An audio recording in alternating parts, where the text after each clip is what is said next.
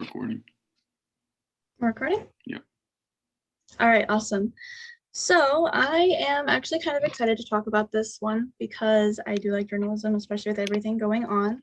But let's go around and introduce ourselves. My name is Dia. I am an environmental science major with a focus in ecology, but I've been considering changing it lately.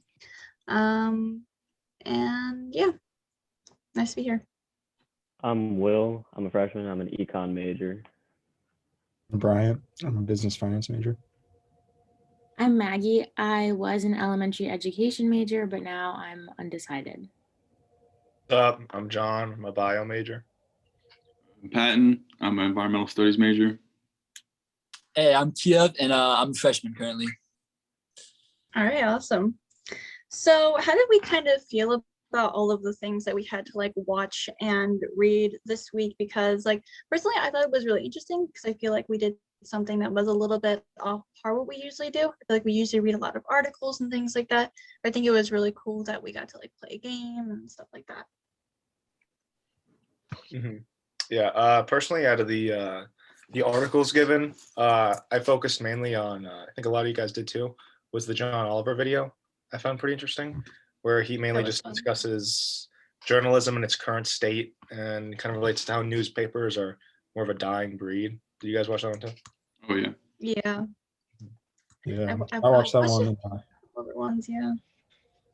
I thought that was really interesting because I'm usually not a person to really like. I don't think much about journalism. Like it's not something that has really had much of an impact on my life. At least I thought. And then watching the John Oliver video where he kind of took a humorous approach at bringing attention to what's happening to journalism today and how it really does affect all of us and a lot more than what we think. And I just thought that was really interesting.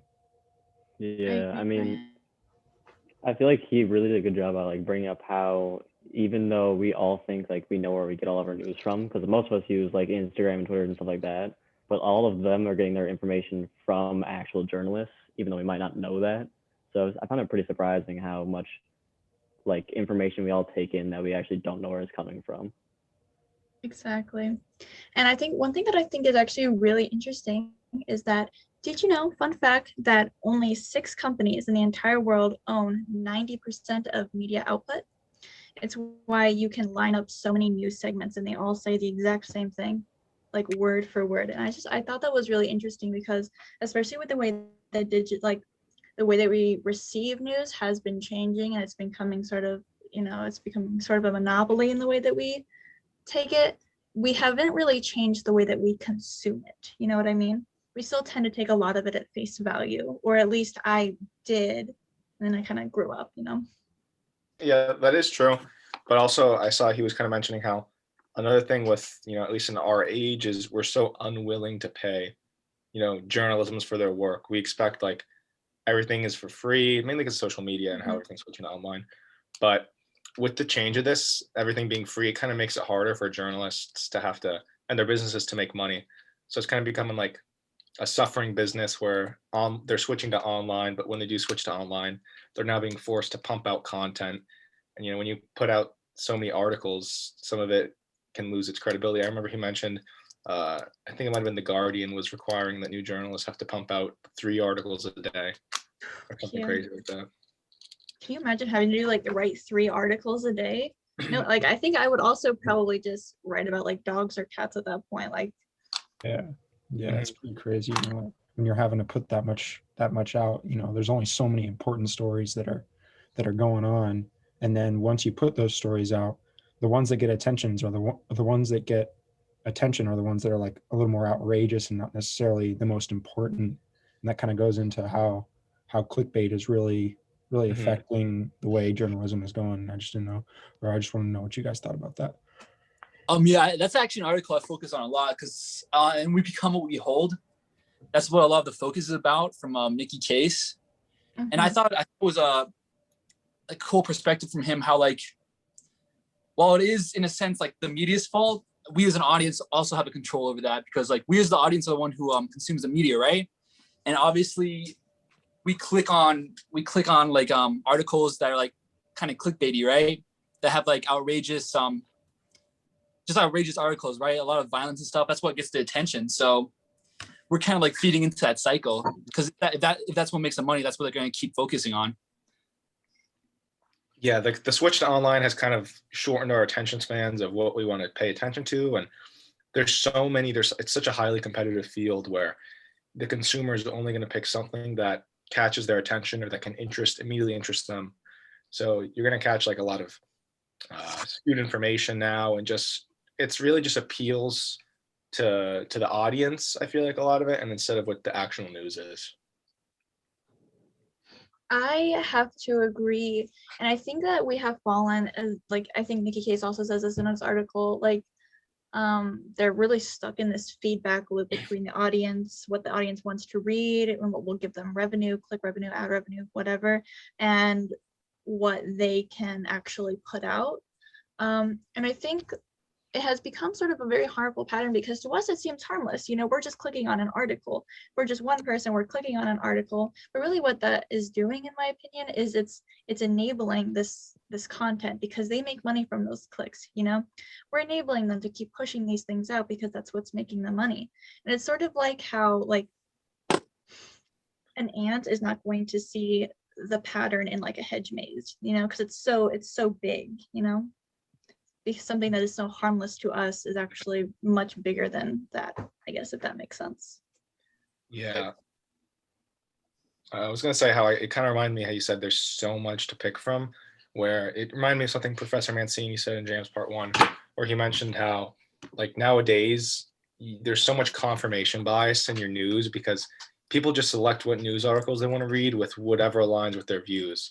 So you're becoming very one-sided, just because, you know what I mean? There's a news channel for any political spectrum, for any view you have. And usually you're going to tend to try to stick with that, and you're not going to see the other side.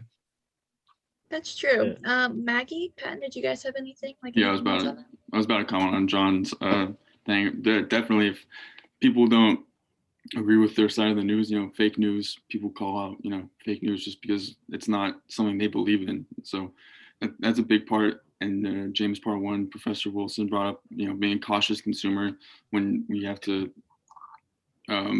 whenever we read, write, or listen to anything, you know, we have to be cautious about what it is before we click on it, and like, you know, actually give it some thought instead of just aimlessly clicking on clickbait, you know, large caps, you know, pictures of cats and dogs.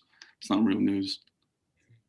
Yeah, I mean, I think too, like going off what you guys said about like how like nowadays there's always like a news channel that's like specifically like one political side of the view, like to the other. Like I just think because this past year I just turned 18, so I was like actually eligible to vote, and I was just like trying to figure out, like I didn't know which side like I like kind of went with more, so I needed to like kind of like get knowledgeable in that type of stuff, because I just normally don't like to say like my opinion on like political things, because that's just not who I am, kind of. So I had to get knowledgeable, but it was really hard because I was like, well, of course they're going to say that because they're like this side, or so it was just really hard to do that. And like I also think that like celebrities nowadays, like a bunch of YouTubers, they know like it's all about the clickbait, and it's like a joke, but like it's true that like I mean, I was just like 20 minutes ago sitting in bed, like watching videos, and it was like whatever, like I saw, I was like, oh, like he's going to propose to his girlfriend. Let me watch this real quick. Like it's just things like that. And I just think it's like crazy that it's come to like, we only have these like 5-second like video span, like time limits. And then we're like, oh, on to the next one. Then yeah. I agree a lot with that. I feel like one of the things that really sort of just bugged me the entire time that we were doing this segment was because, like I said before, there's only 6 companies that own 90% of media output. And if they've become so focused on just making money, what does that say if they can be bought out by like corrupt politicians or rich people who want to push their own agendas? You know what I mean? If news has become so much about money, can we really trust what is being presented to us, you know? And that goes back to another thing that was said in James Part 1 with these big CEOs, and they're kind of controlling what goes out there. And when you're a young journalist, you know, you kind of want to like play the game to get your way to the top. You're going to want to like put out what they want you to put out. Like people like Bezos and his company, like they're going to filter out what news should be put out and what doesn't. So it's really dependent on a CEO's control and, you know, where they align and how much money they want to make. And I think like another question was like,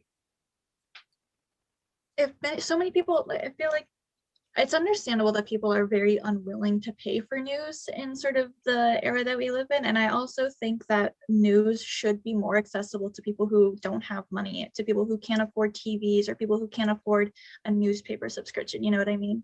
Like, because there are people out there, and I think that doesn't make them any less like worthy to know what's going on in the world.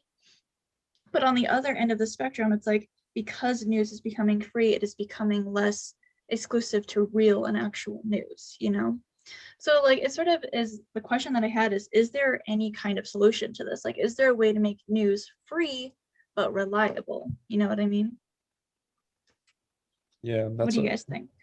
I was gonna say that's a really good question, you know, and I feel like, I mean, we'll never really know, just because the way that the world works, you know.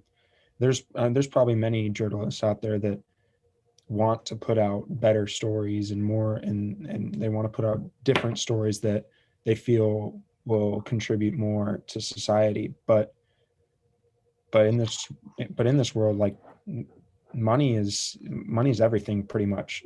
So that'll kind of take precedence over what they want to put out, you know. And so Mhm.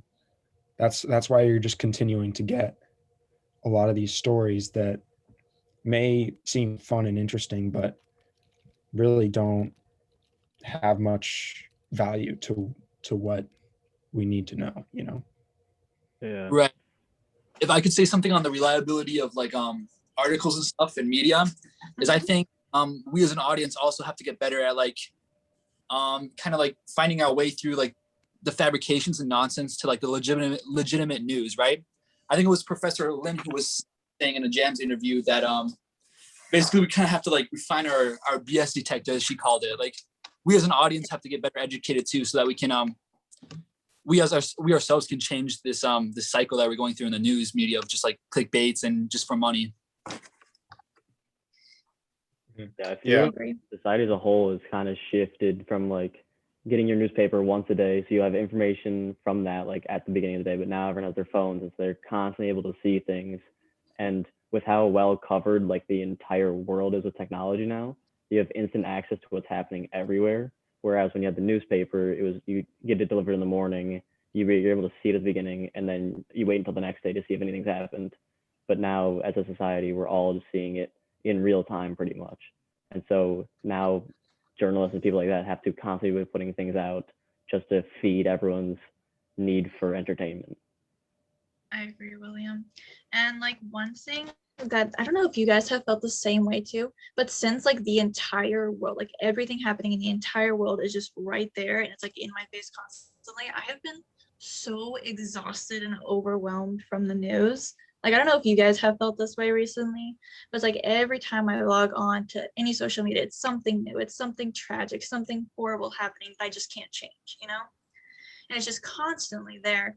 And I mean, it's good that it gets attention, you know, because I think that, you know, people who don't have voices, which is another thing that we've like been talking about, people who usually can't say, help me, I'm suffering. They're getting this coverage, they're getting, you know, this recognition, but it's become so exhausting for me when it's constant, you know? Yeah, that reminds me, I kind of want to touch on how in Jams Part 2, Jesse and Lynn mentioned, they kind of mentioned something similar to that, where there's so much information in the world, and there's so much going on, and so much almost like anxiety.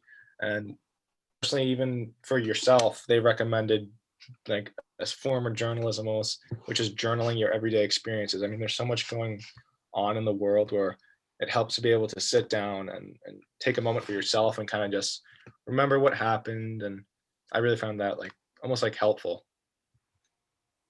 Yeah, that was actually pretty helpful. Of course, you know, I've always tried to keep like a journal or a diary, but I always just forget. Like at the end of the day, I'm like, I should write, and then I'm like, I'll write tomorrow, and then it doesn't happen tomorrow either. It really doesn't. With like COVID and stuff though, like with quarantine, have you guys felt like any more like creative, I guess? that was another thing that was sort of touched on, was creative writing. Have you guys felt any more creative? In the beginning, yeah. I mean, I did some creative stuff just because, you're stuck. It's like you're almost forced to, but you could also find the benefit of being forced to have to be creative, So there's definitely its pros. Yeah, Professor Jesse talked about he would go into like out in the middle of nowhere and just get creative and read and write for hours. And over quarantine, me and my buddies we went up to Georgia to camp, and you got to be creative there. You're sitting in the hammock, not doing anything, So you gotta. I wrote some stuff down, but yeah, it does force you to be creative, but more creative than staying in a house, Georgia is so pretty. Oh yeah. So pretty. I've been camping in forever. I think at the beginning, I definitely was also in the same boat. Like, I was like writing a lot. I was drawing. I was like, oh my God, I think the Mona Lisa needed to be replaced anyways. I'm going to make the next Mona Lisa, That didn't happen. The next Mona Lisa was not made, but it was nice to sort of get some of that creative energy out, and especially in a time where it was very much encouraged, because I feel like normally in the society, like a lot of like creative endeavors like art and things like that, it's sort of put second in terms of things of like business and science. It's like, yeah, this is way more important, but you can do this too if you want, Maybe that's just me. I know what you mean. Well, on that note, thank you for listening to our final couch conversation. Mm-hmm. Yep. See you.